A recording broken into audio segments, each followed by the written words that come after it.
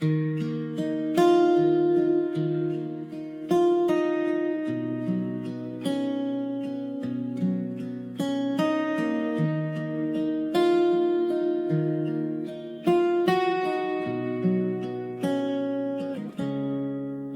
walks alone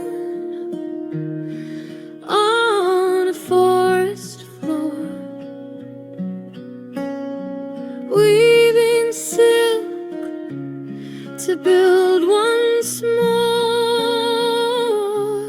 not for herself, but for what's to come, a future written before it's begun. She waits, she hunts, she carries the sun,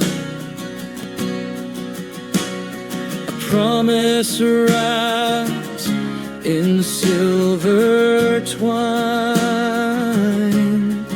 thousands of lives